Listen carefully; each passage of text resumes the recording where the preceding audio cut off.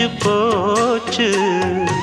ஈசான மூலையில லேசான பள்ளி சத்தம் மாமன் பேர சொல்லி பேசுது. ஆறாத சோகந்தன்ன தீராம சேர்த்து வச்சு ஊரும் சேர்ந்து என்ன ஏசுது. மாமா மாமா உன்னத்தானே எண்ணி நானும் நாளும் தவித்தேனே. கூண்டுக்குள்ள என்ன வச்சு கூடி நின்ன ஊரை விட்டு கூண்டுக்குள்ள போனதென்ன கோலக்கிளியே.